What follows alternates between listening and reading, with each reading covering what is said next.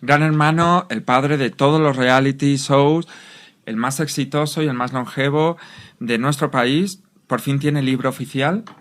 Se trata de 10 años en Gran Hermano, diario de una guionista. Y para hablar del libro nos acompaña en Periodista Digital su autora, Gilda Santana. Muy buenas. Hola, buenas tardes. Encantado y muchas gracias por venir. Gracias a ustedes. Empecemos por el principio, que en este caso es el prólogo, que está firmado por Mercedes Milá, presentadora del reality. Y en él dice que, y cito textualmente, que usted, para poder publicar el libro, ha aguantado desplantes, desprecios y disgustos. ¿Por qué? Tan difícil es que un libro de un programa tan exitoso, cuando estamos acostumbrados a publicación de libros de otros shows y en televisión, haya podido ver la luz. Quizás se trata de tener los contactos adecuados. Yo llegué a este país hace 12 años. Prácticamente desde que me bajé del avión empecé a hacer televisión y contactos con el mundo editorial no tengo. Casi todos mis amigos y mis compañeros de trabajo están en Zeppelin, es decir, saben del mundo editorial tanto como yo. Cuando yo me propuse hacer este libro, empecé a indagar, cuando ya lo tenía bastante adelantado, porque esto es un proyecto de hace muchos años, empecé a indagar. Y esto quiero aclararlo, porque el otro día he escrito en el blog algo sobre esto y la gente me decía, pero di quiénes son las editoriales.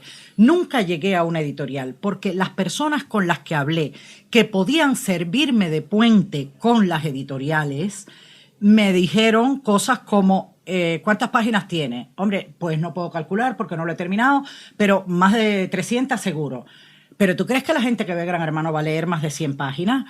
Hubo incluso alguien que me dijo, pero un libro de Gran Hermano, pero la gente que ve Gran Hermano lee, o sea, a mí me pareció terrible. Terrible. No me enfadé, me dio pena con esas personas que me decían eso. Lo que me dio fue pena porque te das cuenta que detrás hay un profundo desconocimiento, porque cualquiera que se haya metido en los foros ve la cantidad de gente que no solo ve Gran Hermano, sino que lo analiza, pero de aquella manera tan minuciosa, y que escriben bien esos análisis. Y entonces tú dices, bueno, pues alguien que me está diciendo que los que ven Gran Hermano no saben leer, se acabó la conversación. O sea, fue complicado, pero no fueron editoriales, fueron gente que podía haberme servido de puente y que se negaron a servir de puente con determinadas editoriales. Al fin el editor apareció cuando tenía que aparecer, en casa de unos amigos comunes en Miami, donde habíamos ido a ver un espectáculo teatral, y ya está. Y le comenté, mira, tú que trabajas, porque me dijo, trabajo en Anaya Multimedia, tú que trabajas en el mundo editorial, ¿conoces algún editor y tal? Y me dijo, cuando lleguemos a Madrid hablamos. Cuando llegamos a Madrid me lo cobró una comida cubana que le hice. Y entonces me dijo, dame una página escrita, yo la tenía hecha ya para gestionar en una editorial, se la llevó con una breve sinopsis de un párrafo de lo que quería yo con el libro, y a los 5 días me llamó y me dijo, el libro está aprobado. O sea, las cosas al final tienen su camino y el camino aparece cuando tiene que aparecer. Pero sí, hubo desplantes de ese tipo. Pero quiero aclarar que no te puedo decir que una editorial lo haya rechazado, porque las personas con las que hablé, no sé si llegaron a hacer o no, pero fueron personas a las que le pedí, porfa, hazme de puente, tú que puedes. ¿Y por qué crees que no hubo ese contacto? Hombre, o sea, yo ¿hay creo... algún interés con que no saliera el libro? No. Las teorías de la conspiración siempre son muy tentadoras, pero casi siempre la explicación de las cosas es la más simple. O sea, probablemente las personas con las que yo hablé piensan como piensan tantas personas, que es un formato tonto, un programa tonto y para tonto. Vale, pues muy bien. Esos son los que no lo ven. Los que lo ven piensan de otra manera. Entonces, mira, tiene que haber de todo. ¿Por qué hay esa relación? Es decir, ¿cómo, preguntándole de otra manera, defíneme Gran Hermano? En breve. ¿Tenemos todo el día? Brevemente. Para mí es un programa de entretenimiento, sin más. Es un programa que junta concurso con realidad, con participación del público. Eso es lo interesante. Y es un programa donde por primera vez el público es co-guionista, porque el público decide los giros y el final de la historia. Eso es Gran Hermano para mí. Y sin más. Claro, es curioso porque es también el primer formato que hubo de lo que se llama reality show, de ver la realidad. Es curioso que usted viene del mundo de... Me sigues tratando de usted y bueno, podemos tener un disgusto vale, que no te voy a explicar lo que es. Tú vienes del el mundo del guión de ficción, de telenovelas. Antes de eso, del mundo del cine un poco. El mundo del cine, sí. Como, claro, a alguien ajeno puede chocarle que un formato de telerrealidad necesite guionistas de ficción. Se trata siempre de lo mismo, se trata de contar una historia. Da igual si esa historia salió de tu cabeza, si tú dijiste, bueno, pues voy a hacer una de polis o de vaqueros o de lo que sea, y construyes esa historia, tú tienes que tener una serie de herramientas, y tú lo sabes porque eres guionista de ficción también, para que esa historia el espectador la entienda, para que la comparta, para que simpatice con ella. Es decir, hay una serie de herramientas que tiene el guionista para que la historia... Una historia puede ser buena y estar mal contada, y lo sabemos. Hay muchas películas que vemos y hay muchas series que decimos, la idea es buenísima, pero la han estropeado en el guión. Pues aquí pasa lo mismo. Lo que está ocurriendo en la casa hay que contarlo muy resumido. Se graban, cada 24 horas se graban 96, porque se está grabando simultáneamente para que nos entendamos, con los que nos estén viendo, lo que en sonido sería 4 pistas, aquí son de audio y vídeo, ¿no? Pero se graban simultáneamente 4 programas, lo que está ocurriendo en 4 puntos de la casa a la vez. Entonces, eso significa que al final del día hay 96 horas grabadas. De esas 96 horas, ahora el resumen dura 1 hora. Yo llegué a hacer resúmenes de 50 minutos, pero en las primeras ediciones eran de 30 minutos. Eso es el 0,52%, no llega ni al 1% de lo que se generaba en el día. Entonces, tu labor era...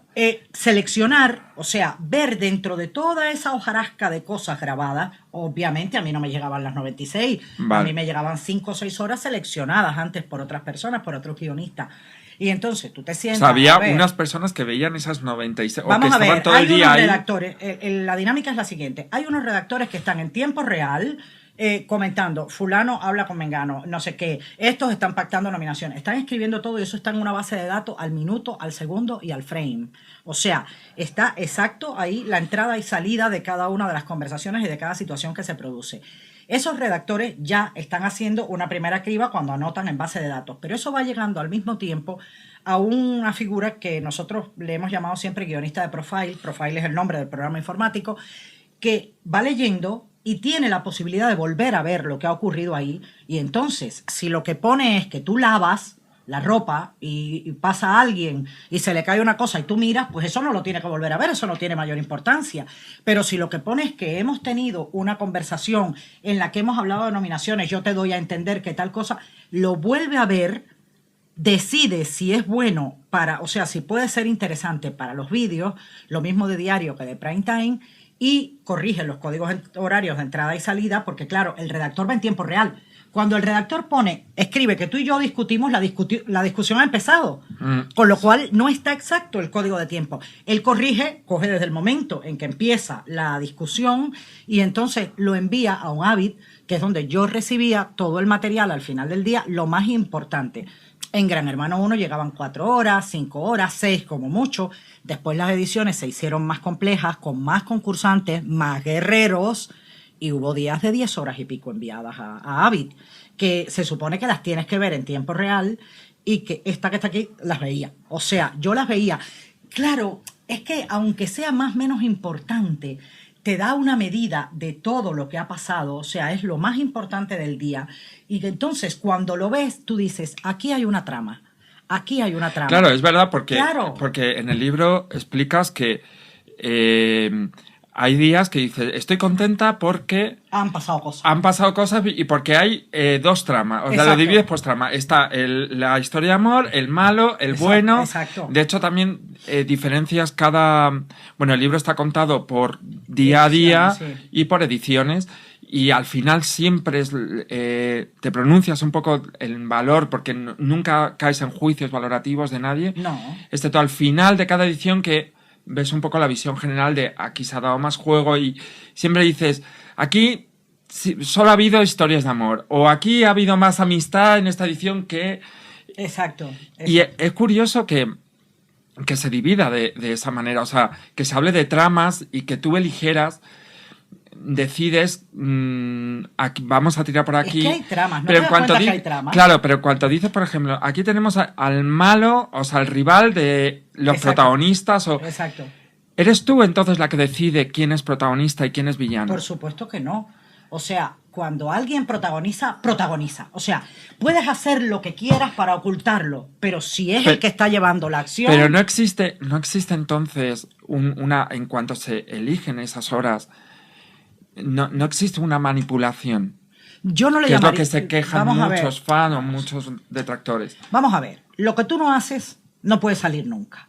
Es decir, yo no me puedo inventar que tú eres malo y que tú estás intentando molestar al otro. O sea, yo eso no me lo puedo inventar. Si tú lo hiciste, yo podría ponerlo o no ponerlo. ¿Qué riesgo corro si lo oculto?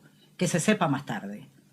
O sea, sería un riesgo. Pero también yo se no puede, correría. por el montaje también se puede sacar de contexto una situación o... Vamos, yo he intentado no sacarla de contexto. De hecho, ha habido momentos peliagudos y he tratado siempre de contar cómo se inició esa historia. A veces tú hueles que viene algo por ahí. O sea, hueles una rivalidad en un intercambio de miradas, en una frase hiriente, y lo deslizas en un resumen y después, 3 días más tarde, o 2 días más tarde, o una semana más tarde, efectivamente aquello explota y ya tú lo has sembrado porque lo viste venir. Es un tema de que tengas la sensibilidad para darte cuenta. Otras veces se te van las cosas. Por ejemplo, que es tremendo. Cuando Pepe hizo el famoso Nominator en Gran Hermano 7, no nos enteramos.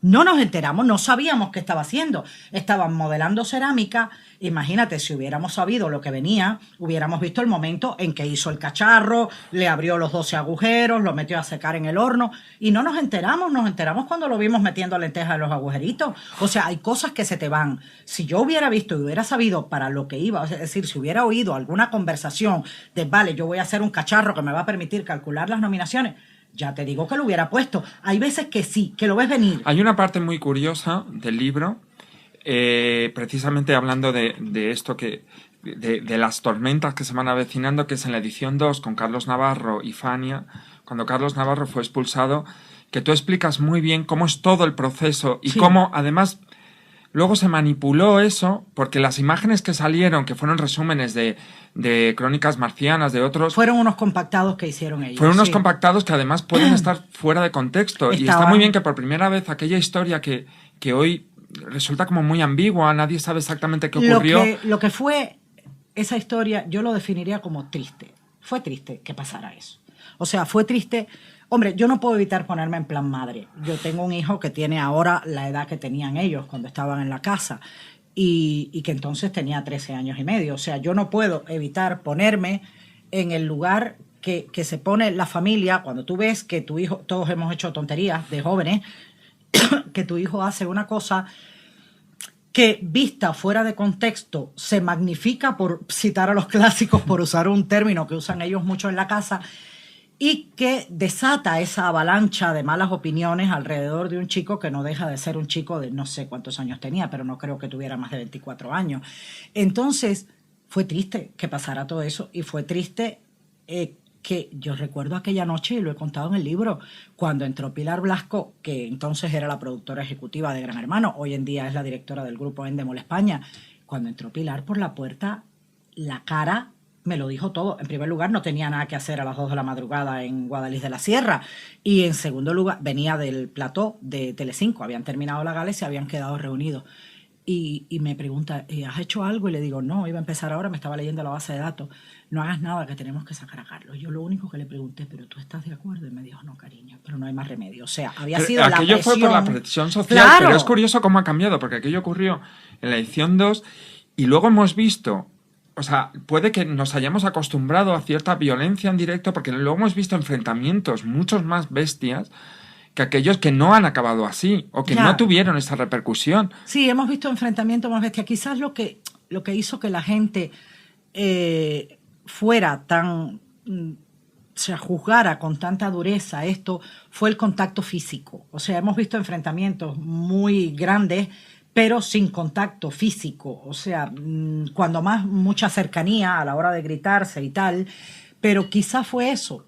No Quiero lo sé. dejar claro que en el libro pones bastante bien a Carlos Navarro, Sí. es decir, lo explicas, lo justificas un poco, ese comportamiento que entraba dentro conjunto con su pareja de un juego. Yo creo que era un juego erótico, sin más. Era un juego erótico, estaban muy asustados los dos de darse cuenta que se estaban enamorando. Y fue un juego erótico y ya está. Es Yo de las creo pocas que veces, no. además, que te posicionas. Es curioso, tengo que entrar por ahí, que hace pocos días, en la presentación del libro en Barcelona, este personaje, Carlos Navarro, intentó boicotear un poco la presentación. O sea, acusó al programa de estafadores, hubo un enfrentamiento con Milá, que ha sido muy comentado. ¿Cómo Sí, viviste aquello? bueno, a ver, a mí me sorprendió muchísimo. De hecho, la lista para que se les invitara la pasé yo. O sea, yo le pasé a Telegenia la lista de todos los concursantes. Para mí es muy fácil hacerte una lista cogiendo el mismo libro de los que viven en las ciudades. O sea, pasé la lista, me dijo la librería, queremos invitar a los que vivan en Barcelona, y le pasé la lista a una persona de Telegenia, para, que es quien tiene los teléfonos, y le dije, invítales a la presentación en Barcelona. Me sorprendió mucho, pero él utilizó el lugar para decir algo que quería decir. Bueno, lo dijo, se marchó, tuvo sus palabras con Mercedes. Yo estaba perdida. Para mí era chino lo que estaba hablando. Porque, claro, él dice, de eso no se habla en el libro. Vamos a ver, el libro nada más que tienes que ver el título. Si se llama Diario de una guionista, hablará de contenidos. Y por otro lado, yo he sido un currito, que se dice normalmente.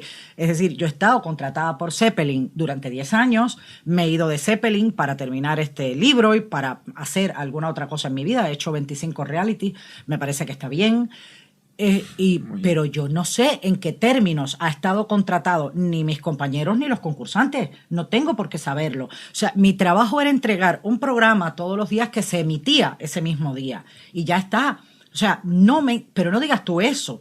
Yo ni siquiera me he enterado, yo lo explico en el libro varias veces, que yo me he enterado de lo que cuenta la prensa casi siempre a toro pasado, porque o haces el programa o te mantienes al día de lo que se comenta sobre el programa.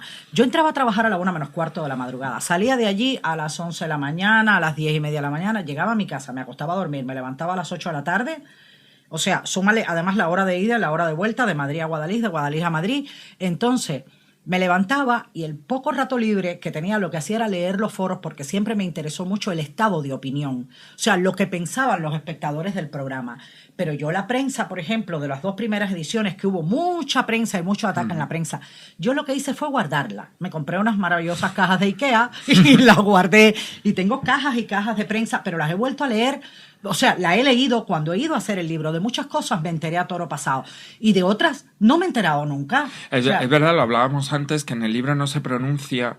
A mí me extrañó cuando lo leí que ciertos personajes importantes como Aida Nízar apenas pasa desapercibida en el libro, o cuentas lo que fue. Cuento lo que pasó con ellos. Claro, pero no fuera, que es que lo no curioso. puedo seguirles fuera. Claro. No podía. O No Kiko sería Hernández, honesto. No sería honesto que yo hablara de lo que ha sido el desempeño de ellos fuera. Vamos a ver. Cuando empezaba Crónicas Marcianas, yo bajaba de mi casa para irme, o sea, rara vez vi incluso la cabecera del programa, porque era mi horario de desplazarme a Soto del Real en la primera edición y a Guadalix a partir de la segunda. Mientras estaba el programa de la mañana, que en las primeras ediciones fue el de María Teresa Campos, después ha sido el de Ana Rosa, era mi horario de regresar de Guadalix. Y cuando estaba el programa de la tarde, que fue A tu lado durante años y después ha sido Sálvame, era mi horario de dormir. Con lo cual, si yo no he visto el desarrollo de ellos después, hombre, yo sé quién es Kiko y sé quién es Aida y sé más o menos, y en estos últimos años me he puesto más al día, en estos 2 años casi que hace que me he ido de Zeppelin. Pero mientras estaba en el programa, a mí me contaban, ay, han fichado al Berrocal en Crónicas Marcianas, ah, qué bien. Ay, está Íñigo trabajando en tal programa. Ah, qué bien. Ah, Sabrina está trabajando en el de María Teresa.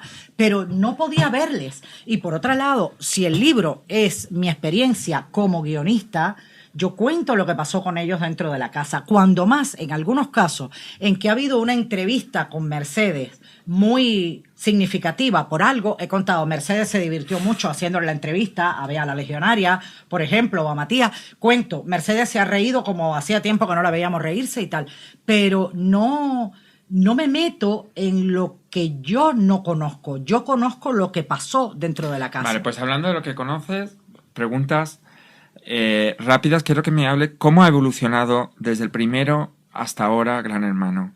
¿Cómo ha ido evolucionando? Porque como espectadores sí lo vemos. Al principio no había tanta bronca, por lo menos la primera edición era más... Claro, es cierto, eran más inocentes, no sabían dónde estaban. Ellos y nosotros. Y vosotros, Todos. claro. No, y el público. Claro, o sea, sí, todos sí, éramos sí. inocentes. Lo que pasa es que la virginidad se pierde una vez. Claro. Y ya está, ya después no. Entonces, claro, la primera edición no sabíamos ni los que lo hacíamos, ni los que estaban dentro, ni los espectadores. O sea, los 3 guionistas del programa, en definitiva, no sabíamos lo que era ¿Qué aquello. es una buena edición? Perdón, o sea, Para mí, para mí, ¿ok? O sea, no intento venderle una idea a nadie. Hay gente que considera que una buena edición es donde hay mucho grito y mucha bronca, porque hay gente que le gusta el drama bélico. Bueno, pues bien, a mí me gustan más las ediciones corales, de gente adulta, con comportamientos de adultos, luchando por un premio, porque en definitiva es de lo que se trata, es un concurso. O sea, a mí las que más me gustan son esas ediciones donde tú estás, donde además ellos comparten contigo, comparten con el espectador lo que les pasa por la cabeza y por el corazón. Esas son las que me gustan. Te pongo el ejemplo, la 9, o sea, GH9, que fue la de las gemelas, la que ganó Judy, la chica gótica y tal. Esa edición fue maravillosa. O sea, esa edición tuvo momentos así maravillosos para el recuerdo. Eran personas adultas con estrategias y comportamientos de adultos y fue entretenida de principio hasta el final. Ya nadie entra por... O sea, obviamente para vivir la experiencia, pero todo el mundo sabe que el Gran Hermano también es la primera vez que con Gran Hermano se creó un poco el concepto de nuevos famosos. Es decir, es un trampolín también para que personas anónimas sin un trabajo específico o una carrera específica puedan ser famosos. Algunos tenían un trabajo específico y una carrera específica y han vuelto a su vida de antes. Te pongo el ejemplo de Pedro Oliva. O sea, Pedro Oliva es un hombre que tiene una carrera universitaria, que trabaja en algo que tiene que ver con el ayuntamiento, el gobierno, no sé, de Zaragoza. Y Pedro Oliva volvió a su vida y a sus ovejas y se levanta a las 5 de la mañana, se va a atender. Además, hablando de Pedro, se nota en el libro que tanto Pedro, que fue ganador de GH4, y Pepe, de GH7, son tus niños mimados. Mis ganadores favoritos, ojo, no mis favoritos, porque yo quiero distinguir. Ha habido concursantes que a mí me han encantado. ¿A cuáles? Raquel Morillas, te pongo ejemplo. ¿Sí? Hombre. ¿Por qué? Porque me hacía el programa sola ella. O sea, por donde iba parecía que llevara pinganillo. O sea, era extraordinaria. Claro, porque hay una definición maravillosa en el libro que defines el concursante perfecto, que tiene que tener una triple función, que es concursante, guionista y personaje. Claro. O sea, Raquel Morillas, por ejemplo, se convirtió en la villana por decisión propia, ¿eh? Ella fue contra Patricia desde el primer día. O sea, ella se convirtió en la villana, con lo cual era un rol que estaba muy claro desde el primer día, era la líder de su grupo, aunque al principio el líder visible era Jacinto y tal, ella lo dejaba que él se incinerara solo y ella iba detrás marcando lo que había que marcar. Y fue una guionista extraordinaria, es decir, creaba contenidos cuando no los había. Era como, nos aburrimos. Pero cuando haces eso, cuando un concursante hace eso, está interpretando, es decir, está haciendo un papel. Que va. Está jugando un rol. Yo me planteo, yo creo que Gran Hermano es un juego de roles. Aquí viene entonces una pregunta últimamente en la última edición, Gran Hermano 12+1, ha entrado un personaje, que es Cristian. Ajá. Que se ha presentado como una persona machista, homófoba, ha dado mucho de qué hablar y ahora están corriendo rumores que su propia familia está negando eso, está diciendo que ha hecho un papel. Hay que castigar eso. Recordemos que en 2010 fueron expulsados 2 concursantes por intentar engañar al programa. Fue diferente. Estos estaban haciendo planes dentro de la casa, o sea, que además lo verbalizaron. Pero no lo hacen todos, no lo hacen todos los concursantes. Vamos a ver. Para empezar, estoy hablando de oído, sí, porque yo no estuve en esa edición. Es decir, la información que yo tengo acerca de esa edición es la misma que puedes tener tú. Yo no estuve, ya estaba fuera de Zeppelin, con lo cual la vi como espectador y me enteré de lo que nos enteramos todos a través de las galas. Entiendo que se les expulsó por estar poniéndose de acuerdo para tener determinados comportamientos delante de las cámaras y con eso salir a hacer platós y tal. Yo creo que este chico, si se ha montado un personaje, se lo ha montado para entrar, para que lo cogieran. ¿Y quién nos garantiza que muchos no hayan hecho eso? O sea, ¿quién nos garantiza que muchos no hayan ido al casting montándose un personaje o del más ingenuo del mundo, o del más estratega del mundo, o del más guerrero? Nadie nos puede garantizar eso. ¿Cómo? Porque tú puedes pasar un casting con un perfil y luego dentro ¿Cómo de la se casa... pasa un casting de Gran Hermano? Tampoco he estado nunca en el casting, ¿eh? Vale, pero, O sea, pero sí sabes si tienes como una visión de los tipos de personajes que entran, cómo son y qué características a tienen que ver, tener. en el casting lo que se busca fundamentalmente tiene que ver con los contenidos, que es que sea gente capaz de vivir historias y expresarlas. O sea, no te vale de nada, por ejemplo, coger a alguien que sufre mucho pero tú no te enteras. O que se alegra mucho pero tú no te enteras. Porque entonces tendrás una persona ahí que no expresa nada, que no se relaciona con los demás. El buen concursante es aquel que todo lo que le pasa por la cabeza y por el corazón lo comparte con Pero el sin espectador. embargo hay casos de ganadores, hablo de Sabrina, de Gran Hermano 2, que tú la defiendes mucho, yo también, pero que sí que es cierto que se acusó de ser un témpano. O sea, Sí, ella sí. lloraba, se escondía. Ojo, pero nos enteramos todos. Hombre, porque hay una cámara. No, Sabrina no sufrió en silencio. Una cosa es que no hablara, pero lo hizo muy bien. O sea, cuando Sabrina fue al confesionario, aquel día impagable que fue al confesionario, habló con su psicóloga y le dijo, ¿me puedo quedar aquí atrás? Y se metió detrás del... Que después eso se lo hemos visto repetir a infinidad de gente, que es como no te metas detrás del sillón, que ya eso lo vimos. Y se metió detrás del sillón y se oían los sollozos. Sabrina estaba compartiendo con todo el mundo su dolor. Y cuando salió de allí hecha polvo y una madrugada que estuvo llorando también en un sofá, Sabrina se podía haber metido en su cama y haber llorado debajo del edredón y no nos hubiéramos enterado, porque para dormir se quitan el micro. O sea, no te estoy diciendo que exhibiera su dolor, pero no lo ocultó. Esa historia de amor no correspondido en ese momento que ella tenía, sí, ella la compartió con los espectadores. Toda España sabía que Sabrina estaba enamorada de Ángel y estaba sufriendo porque él no la quería. Hay otra gente que ha tenido historias de amor y ahí tenemos el caso de Rodrigo en Gran Hermano 9. Rodrigo estaba enamorado de Melania. Estaba que bebía los vientos por Melania. Le hace una declaración en el momento de la prueba del coche, recostados al coche.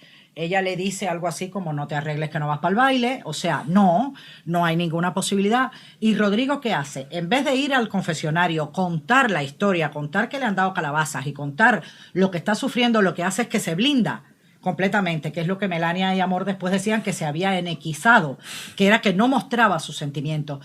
Yo estaba muy pendiente de los foros, porque siempre me he leído los foros, y fui viendo cómo iba perdiendo el apoyo de la gente. O sea, la gente no le perdonó que no se sincerara, que no compartiera su dolor, su historia de desamor y de rechazo.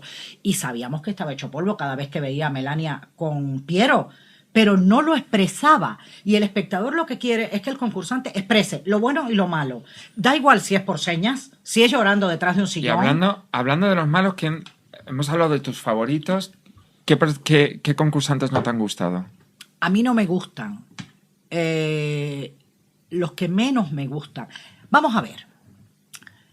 En principio, pasa una cosa que te lo tengo que explicar. Cuando entran ahí, yo, por lo menos, les coges un cariño enorme. O sea, es una cosa...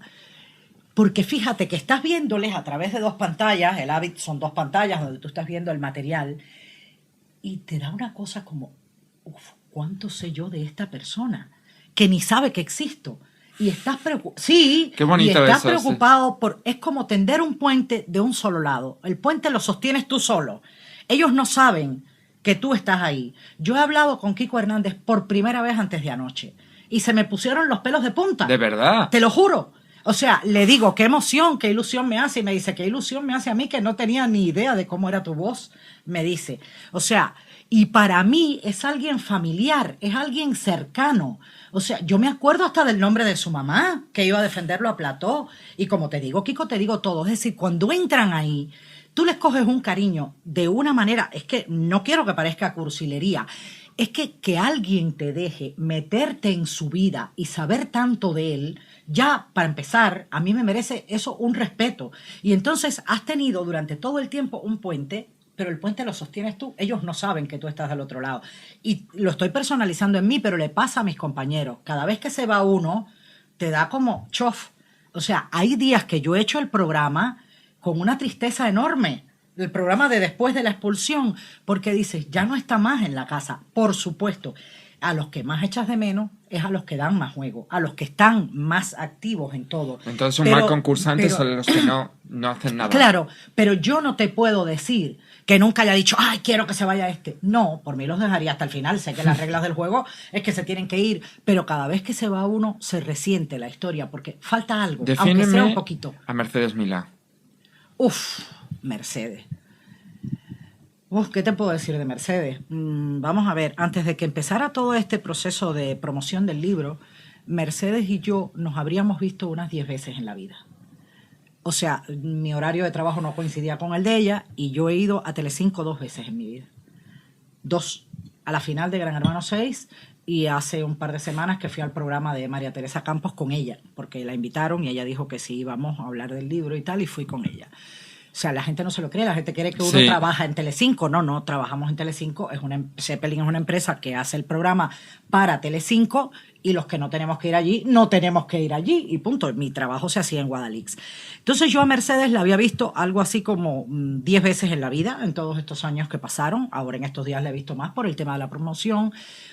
A mí lo que me gusta de Mercedes es que Mercedes es la persona más fan de Gran Hermano que yo he visto en los días. Es que sigue siendo muy apasionada. Vamos a ver. Y se lo cree desde como pero la vamos primera a ver, vez. Pero si te cuento una anécdota. Yo he estado, que te podría contar miles, en Guadalix a las 3 de la mañana y viene al Avid, el redactor que está en control, y me dice, hostia, acaba de llamar Mercedes. Nos ha puesto como un trapo porque llevábamos 10 minutos con la misma imagen pinchada de gente durmiendo y en otro lado de la casa había gente conversando. Y entonces tú dices, por favor, a las 3 de la madrugada Mercedes está en su casa viendo el 24 horas, pero es que ella pide, cuando empieza cada edición, un listado de los turnos para saber a quién tiene que llamar el día que a las 2 o las 3 o las 4 de la madrugada está pinchado. Entonces, claro, la gente les da un miedo porque que Mercedes te forme una bronca a las 3 de la madrugada por teléfono debe ser tremendo. Y vienen y te lo cuentan entre el susto y la risa, ¿no? Acaba de llamar Mercedes y ha formado una bronca. Mercedes es lo más fan que hay del programa. Mercedes se mete en los foros. El año antes pasado, yo recuerdo cuando el reencuentro, yo estaba trabajando de día porque los resúmenes es la única edición que he hecho de día. Bueno, y Gran Hermano 3, pero entraba a las 6 de la mañana, así que eso muy de día no cuenta. Pero como los resúmenes iban de noche, yo trabajaba de día. Pues ella sabía en los horarios que yo estaba despierta y tal, y me llamaba, o me mandaba un mensaje al móvil. Te he mandado un correo. Y me mandaba al correo comentarios que los copiaba y pegaba, que ponía la gente en el foro del gato, en el de ella. O sea, ¿qué me cuentas de eso? ¿Cómo lo ves tú y tal? ¿Crees que se le debe responder? O sea, ¿por qué la echaste de menos en Gran Hermano 3? Sí. ¿Por qué no estuvo? ¿Y cómo era Pepe Navarro? No, o sea, vamos a ver. Yo a Pepe no lo conozco personalmente. Te no. puedo dar mi criterio como presentador. Mercedes no estuvo, Mercedes estaba haciendo otro programa. O sea, Mercedes había hecho Gran Hermano 1, había hecho Gran Hermano 2, luego entre un programa y otro pasa un tiempo largo. Y entonces Mercedes estaba haciendo otro programa para Antena 3 en ese momento. Por lo tanto, no pudo hacer Gran Hermano. Pero a mí, vamos a ver, a mí no me disgusta Pepe Navarro. Si no hubiéramos tenido a Mercedes en el 1 y en el 2, probablemente Pepe Navarro nos hubiera parecido muy bien. Yo he vuelto a ver todos los programas y yo lo veo y digo, está bien. Lo que pasa es que echas de menos algo que ya Mercedes te había dado en el 1 y en el 2, que es la complicidad, el sentido del humor, el sentido que tiene de la justicia y tal. Entonces, esa implicación que tiene, o sea, tú veías a Pepe y era un buen presentador, un profesional que lo hacía bien, que tenía incluso mucho humor, que a veces era muy ácido, pero estábamos acostumbrados a Mercedes. Y es la pasión, Mercedes, es la pasión. Y es afortunadamente volvió Mercedes en el 4. Ya para ir terminando, quiero que me hables de la nueva edición de Gran Hermano. Es decir, después de unos años en los que ha habido un perfil de personajes muy determinado, aquí se anunció como la vuelta, yo no sé muy bien a qué, la vuelta al origen. Es cierto que esta edición los protagonistas tienen unos perfiles más relajados, más adultos, sí, que en otras ediciones. Y cuéntame quién es tu favorito en esta edición, quién crees que no lo está haciendo bien, quién crees que lo está haciendo... A ver, a mí siempre me ha pasado que favoritos tengo varios. O sea, favoritos son los que dan más guerra, los que dan más contenido, ¿Y este no guerra en el quiénes sentido son? de bronca. Sí. Hombre, Ariadna lo está haciendo muy bien, Pepe lo está haciendo muy bien, Noemí lo está haciendo muy bien, independientemente de tus simpatías personales, estamos hablando... Ochoa también, que intriga, lleva, trae, conecta Sí, pero, historias. Pero o es sea, cierto que yo creo que Ochoa está como manipulando, pero nadie le hace caso en su manipulación. Ya, es un poco pero eso triste. eso tiene gracia. Sí. Era lo que pasaba con Raquel Morillas en Gran Hermano 3, que era como la villana cotilla a la que todo le salía mal. Sí. O sea, todo le salía al revés y eso era lo gracioso.